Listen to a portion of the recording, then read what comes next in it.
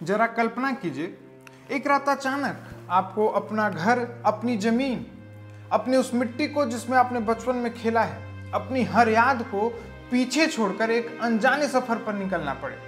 सफर ऐसा है जहां पे आपको कुछ भी नहीं पता है कि आगे क्या होने वाला है, आपको कहां रुकना है, आपको कहां जाना पड़ेगा, कैसा होगा वो डर, वो अनिश्चितता कैसी होगी। ये सिर्फ एक सवाल नहीं है, ये करोड़ों लोगों की दर्द भरी हकीकत थी जब 1947 में धर्म के आधार पर भारत को विभाजित किया गया। हमें आजादी तो मिली, मगर साथ ही मिला विभाजन का एक गहरा जख्म। ऐसे में एक सवाल उठना लाजमी हो जाता है कि क्या भारत का विभाजन अपरिहार्य था? क्या कोई ऐसा कारण नहीं था जिससे इसे टाला जा सकता था? और सिर्फ 1 महीने के भीतर लंदन से आए एक वकील रेडक्लिफ ने हजारों साल पुरानी सभ्यता को कैसे और किन आधारों पर 2 हिस्सों में बांट दिया। इस वक्त के बड़े नेताओं ने इस दर्दनाक समझौते को क्यों स्वीकारा जबकि कई इसके खिलाफ थे? क्या राज छिपे हैं 3 जून 1947 की माउंटबेटन योजना में? आज हम इस त्रासदी की तह तक जाएंगे जिसने लाखों लोगों को अपने ही देश में शरणार्थी बना दिया। यह आज की दुनिया का सबसे बड़ा प्रवासन त्रासदी माना जाता है। एक अनुमान के अनुसार कुल 2 करोड़ लोगों को अपना घर छोड़ना पड़ा था। आज हम इस वीडियो के माध्यम से समझने का प्रयास करेंगे कि 2 राष्ट्र सिद्धांत की नींव कहां रखी गई और कैसे यह सिर्फ जमीन का नहीं बल्कि एक सांस्कृतिक और सामाजिक ताने बाने का भी बंटवारा था। चलिए इतिहास के उस पन्ने को पलटते हैं जिसने भारतीय उपमहाद्वीप का नक्शा हमेशा के लिए बदल दिया।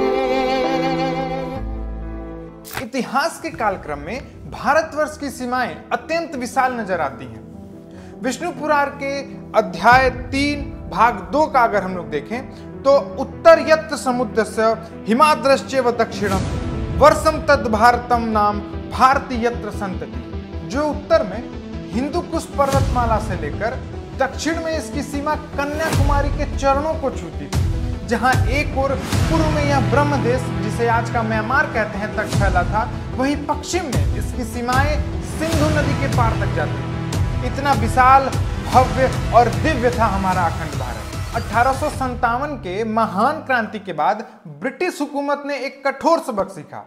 वो ये था कि भारत की स्वाभाविक एकता ही उनके शासन के लिए सबसे बड़ा खतरा है, और इस दौरान उन्होंने अपनी रणनीति को निर्णायक रूप से बदल दिया।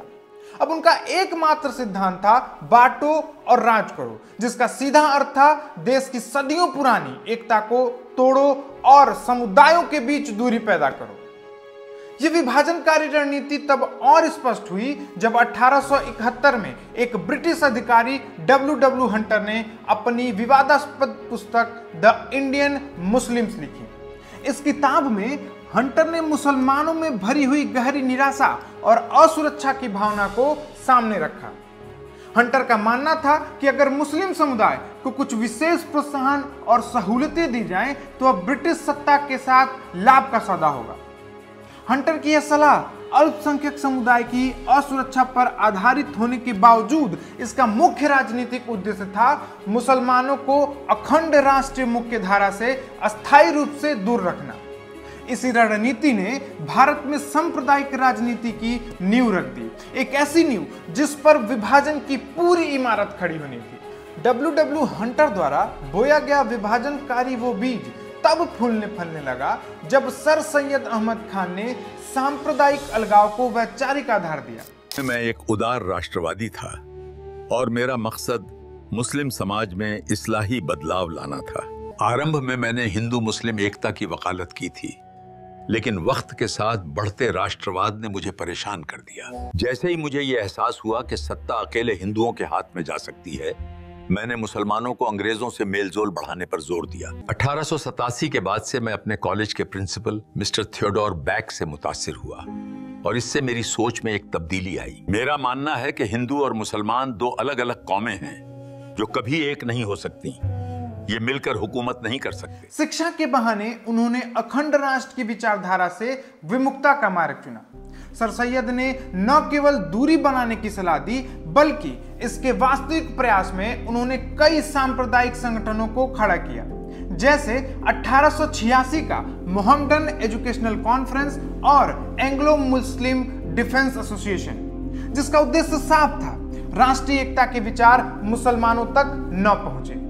उन्होंने अखंड भारत के सिद्धांत को नकारते हुए यह विभाजनकारी विचार तक दिया कि भारत में दो अलग अलग राजनीतिक कौमें हैं। उन्हीं के शब्दों में जो 1887 से 88 के उनके भाषण जो लखनऊ और मेरठ में हुई थी, उनका सार है, भारत अब एक कौम नहीं बन सकती और ना ही यह संभव है कि दोनों कौमें एक साथ सत्ता चलाएं।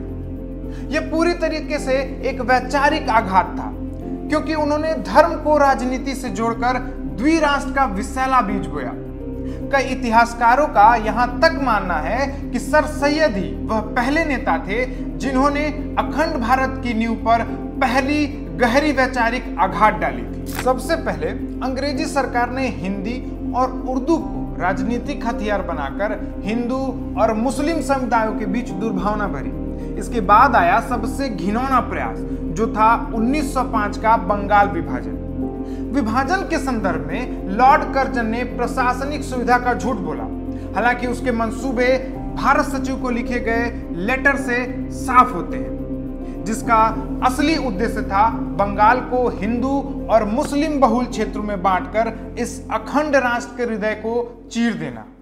मैं जॉर्ज नथानियल कर्जन 1899 में 39 वर्ष की आयु में भारत का सबसे कम उम्र का वायसराय बना। हालांकि मैंने प्रशासनिक सुविधा का ढोंग कर 1905 में बंगाल का विभाजन किया, तथापि मेरी मंशा हिंदू और मुसलमानों में फूट डालने की थी। राष्ट्रवादी गतिविधियों के केंद्र के रूप में बंगाल को विभाजित करके मैंने राष्ट्रीय एकता को खंडित करने में सफलता पाई। आप सभी को पता होगा, बंगाल उस समय राष्ट्रीय चेतना का प्रमुख बिंदु था। यह अखंड भारत के शरीर को विखंडित करने का घिनौना प्रयास था, पर हमारी राष्ट्रीय चेतना ने इसे स्वीकार नहीं किया।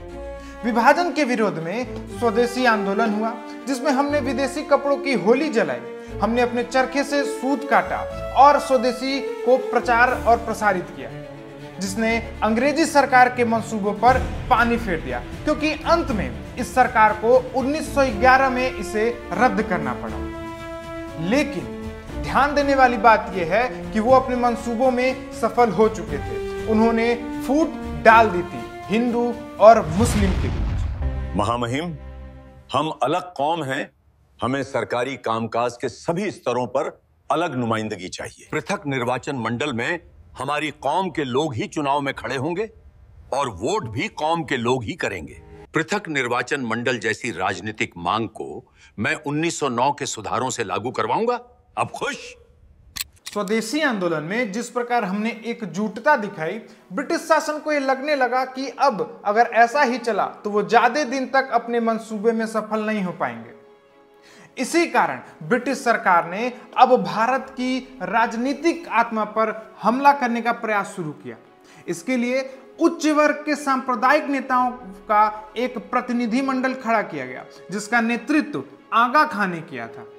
1906 में उनके नेतृत्व में एक प्रतिनिधि मंडल ने शिमला में मिंटो से मिलकर पृथक निर्वाचक मंडल यानी कि सेपरेट इलेक्टोरेट्स की घातक मांग रखी। यह मांग वास्तव में आम जन का नहीं था, इससे आम जनता का कोई लेना देना नहीं था, बल्कि यह एक विदेशी हुकूमत और सांप्रदायिक वर्ग के बीच हुई डील थी।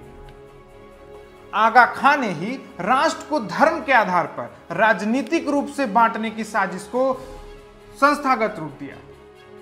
हालांकि इस समय तक अंग्रेजी सरकार भारतीयों की वास्तविक मांगों को सीमित स्तर तक ही मान रही थी, परंतु इस विभाजनकारी मांग को मिंटो ने तुरंत स्वीकार कर लिया और इसी घातक सहमति के परिणाम स्वरूप दिसंबर 1906 में ऑल इंडिया मुस्लिम लीग की स्थापना हुई। लीग का जन्म ही अखंड राष्ट्रवाद को चुनौती देने और विभाजन की राजनीति को आगे बढ़ाने के लिए किया गया। अब तक की घटनाओं का अगर हम सार देखें तो 1871 में हंटर द्वारा बोया गया विभाजन का बीज सर सैयद के संगठनों और आगा खां के नेतृत्व वाले प्रतिनिधिमंडल के माध्यम से 1906 तक आते आते एक घातक पौधे के रूप में ले चुका था।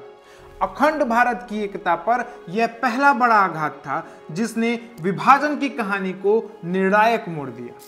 जरा सोच के देखिए, एक ऐसी विचारधारा की जो 31 सालों में एक अस्पष्ट फुसफुसाहट से उठकर पूरे उपमहाद्वीप को हमेशा के लिए दो टुकड़ों में फाड़ देती है। एक ऐसा विचार जो भाई को भाई से अलग करता है, जो हमारी सदियों पुरानी साझी संस्कृति को खिन्न भिन्न कर देता है और अखंड भारतीय इतिहास के पृष्ठ पर एक गहरा घाव छोड़ जाता है। आज हम उसी द्विराज सिद्धांत विचारधारा के जन्म और विकास को देखेंगे। लेकिन हमारी कहानी सिर्फ एक राजनीतिक सिद्धांत की नहीं है, ये कहानी है एक ऐसे व्यक्ति के गहरे परिवर्तन की जिसे कभी हिंदू मुस्लिम एकता का राजदूत कहा जाता है। पर 1940 आते आते वही व्यक्ति एक अलग मुस्लिम राष्ट्र की मांग का सबसे मुखर चेहरा बना। कहानी में आगमन होता है मोहम्मद अली जिन्ना का। शुरुआत में मैं धर्मनिरपेक्ष राजनीति का समर्थक था, इसलिए मैंने गांधी जी के असहयोग आंदोलन का भी विरोध किया। बाद में मुस्लिम लीग के साथ कांग्रेस के उदासीन रवैये ने मुझे परेशान किया और मैंने महसूस किया कि स्वतंत्र भारत में मुसलमानों के हितों को ऐसे ही नजरअंदाज किया जाएगा। इसलिए 1920 में मैंने कांग्रेस छोड़ दी। बाद में जब मुस्लिम लीग के नेताओं ने मुझे पुनर्गठित लीग का नेतृत्व सौंपा, तब मेरा एक ही लक्ष्य था, एक अलग मुस्लिम राष्ट्र। जिन्ना जो कि एक धर्मनिरपेक्ष नेता से धार्मिक कट्टरता के प्रतीक बने। आइए हम लौटते हैं इतिहास के उस निर्णायक दौर में जहां 1909 से 1940 के बीच द्विराष्ट्रीय सिद्धांत एक कमजोर विचार से निकलकर एक मजबूत राजनीतिक मांग बन गया और जिसने पाकिस्तान की विचारधारा को आकार दिया। भारतीय इतिहास के सबसे महत्वपूर्ण कालखंड यानी कि 1909 से 1940 के बीच द्विराष्ट्र सिद्धांत के उदय को समझेंगे। यह वह दौर था जब एक अस्पष्ट विचार जिन्ना और लीग के नेतृत्व में एक सशक्त राजनीतिक मांग में बदल गया। द्विराष्ट्र सिद्धांत पौधे को पहली संवैधानिक खाद ब्रिटिश सरकार ने 1909 के मॉर्ले मिंटो सुधारों के माध्यम से डाली। इसके माध्यम से ही पृथक निर्वाचन मंडल की शुरुआत की गई थी। इसका मतलब था कि मुसलमानों के लिए आरक्षित सीटों पर केवल मुस्लिम मतदाता ही वोट दे सकते हैं। इसने पहली बार मुसलमानों को एक अलग राजनीतिक इकाई के रूप में संवैधानिक मान्यता दी, जिससे उनके और हिंदू समुदाय के बीच की राजनीतिक दूरी बढ़ गई। इसके बाद 1916 में लखनऊ समझौता हुआ, जिसमें कांग्रेस ने लीग की पृथक निर्वाचन मंडल की मांग को स्वीकार कर लिया, जिसका विरोध राष्ट्रवादी नेता मदन मोहन मालवीय के द्वारा किया गया था। हालांकि इस समझौते को हिंदू मुस्लिम एकता का प्रतीक माना गया, पर वास्तव में इसके उलट उसने लीग के अलगाववादी एजेंडे को वैधानिक समर्थन दे दिया। 1920 के दशक में खिलाफत आंदोलन खत्म होते ही सांप्रदायिक तनाव फिर से बढ़ा। इसी समय मुस्लिम नेताओं के बीच अपनी धार्मिक पहचान को प्राथमिकता देने की भावना मजबूत हुई। खिलाफत आंदोलन के प्रमुख नेता मौलाना मोहम्मद अली जौहर ने अपनी निष्ठा को लेकर एक प्रसिद्ध बयान दिया था।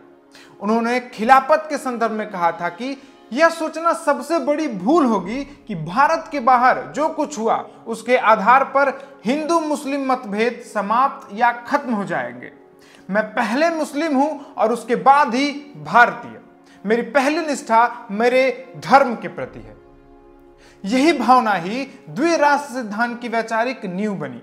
इसी समय अब्दुल रशीद द्वारा स्वामी श्रद्धानंद की हत्या कर दी गई, जिसने इस सांप्रदायिक तनाव के आग में घी का काम किया। इस द्विराष्ट्र सिद्धांत विचार को 1930 में मुस्लिम राजनीति में एक नई दिशा मिली।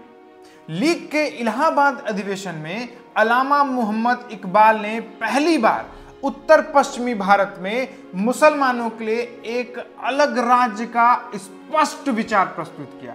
यह लीग के एजेंडे को एक दार्शनिक आधार प्रदान करने वाला महत्वपूर्ण कदम था। इकबाल के इस विचार को कैम्ब्रिज विश्वविद्यालय में कानून के छात्र चौधरी रहमत अली ने एक नाम दिया।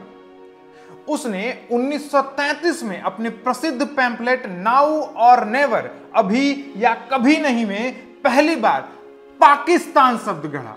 उन्होंने स्पष्ट किया कि पाकिस्तान पंजाब, अफगानी, कश्मीर, सिंध और बलूचिस्तान के मुस्लिम बहुसंख्यक क्षेत्रों का प्रतिनिधित्व करेगा।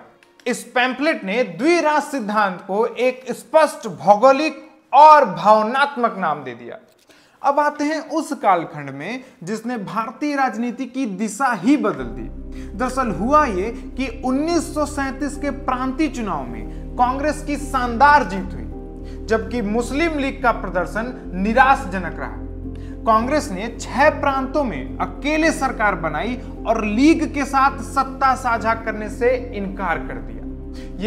इस घटना ने मोहम्मद अली जिन्ना को अंदर तक झकझोर दिया। जिन्ना ने इस अनुभव की व्याख्या ऐसे की कि एक संयुक्त लोकतांत्रिक भारत में मुस्लिम हितों को हमेशा हिंदू बहुमत द्वारा दबाया जाएगा। एकता का उनका पूर्व दर्शन भंग हो गया और उन्होंने पूरी तरीके से मुस्लिम हितों के एकमात्र प्रवक्ता की भूमिका अपना ली। वो धर्मनिरपेक्ष संवैधानिक नेता की छवि त्याग कर इस्लामी पहचान पर आधारित एक कट्टर राजनीतिक विचारधारा की ओर मुड़ गए। जहां एक बार सरोजिनी नायडू ने उन्हें हिंदू मुस्लिम एकता का राजदूत की उपाधि दिया था, वहीं वह व्यक्ति अब धर्म के आधार पर पहले राष्ट्र के गठन पर तुल चुका था, क्योंकि उसे यह अनुभव हो चुका था कि उसके राजनीतिक स्वार्थ, राजनीतिक मंसूबे अखंड भारत में पूरे नहीं हो सकते। 1937 के बाद जिन्ना ने ही द्विराष्ट्र सिद्धांत को एक राजनीतिक हथियार बनाया। उन्होंने अब दृढ़ता से प्रचार करना शुरू किया कि हिंदू और मुस्लिम केवल 2 धार्मिक समूह नहीं हैं, बल्कि 2 पूर्ण राष्ट्र हैं जिनकी सभ्यताएं, कला, साहित्य और जीवन के दृष्टिकोण पूर्णतः भिन्न है। यही नहीं, उन्होंने एक 11 सूत्रीय मांग रखी, जिसमें उन्होंने वंदे मातरम, जो कि भारतीय एकता का प्रतीक था, उसको पूर्णतः प्रतिबंधित करने की मांग रखी। उनके अनुसार मुसलमानों को एक राष्ट्र के रूप में अपनी मातृभूमि, अपने भूभाग और अपने राज्य को प्राप्त करने का अधिकार है। मुस्लिम लीग ने जिन्ना के आक्रामक नेतृत्व में इस सिद्धांत को जन जन तक पहुंचाया। कांग्रेस सरकार पर लगाया अत्याचार करने का आरोप और मुस्लिमों के लिए एक अलग अस्तित्व को अनिवार्य बताकर आंदोलन को चरम पर पहुंचा दिया। इस वैचारिक और राजनीतिक यात्रा का समापन 23 मार्च 1940 को हुआ। मुस्लिम लीग ने लाहौर प्रस्ताव, लाहौर रिजोल्यूशन पारित किया। जिन्ना के नेतृत्व में इस प्रस्ताव में स्पष्ट रूप से मांग की गई कि भौगोलिक रूप से सटे मुस्लिम बहुसंख्यक क्षेत्रों को मिलाकर स्वतंत्र राज्य यानी कि इंडिपेंडेंट स्टेट्स गठित किए जाएं। यह मांग जिन्ना के नए सांप्रदायिक रूप को दर्शाते हुए भारत के विभाजन की नींव को औपचारिक रूप से मजबूत करने वाली थी। इस प्रकार ब्रिटिश की बांटो और राज करो की नीति मौलाना अली जौहर, इकबाल और चौधरी रहमत अली के विचारों के साथ मोहम्मद अली जिन्ना और मुस्लिम लीग के कूटनीतिक नेतृत्व के तहत द्विराष्ट्र सिद्धांत 1940 तक भारतीय राजनीति की एक अपरिवर्तनीय धुरी बन गया। अगले भाग में हम लाहौर प्रस्ताव के बाद विभाजन की ओर बढ़े निर्णायक कदमों पर चर्चा करेंगे और देखेंगे कि किस प्रकार W. हंटर के बीजारोपण ने भारत को अंततः 2 धार्मिक भागों में विभाजित कर दिया। अगर आपको वीडियो पसंद आया हो तो इसे लाइक करें और कमेंट के माध्यम से हमें बताएं कि आपको कौन सा भाग इसका सबसे अच्छा लगा, और अगर कोई इसमें सुधार, किसी बिंदु पर सुधार की आवश्यकता हो तो वो भी कमेंट करके जरूर बताएं। साथ ही इसको अपने दोस्तों, अपने घरों में, अपने अलग अलग ग्रुप में जरूर शेयर करें और ज़्यादा से ज़्यादा प्यार दीजिए ताकि हम एक स्वतंत्र विचार के रूप में आप तक सभी ऐसे महत्वपूर्ण मुद्दों को पहुँचा सकें। बहुत बहुत धन्यवाद। जय हिंद।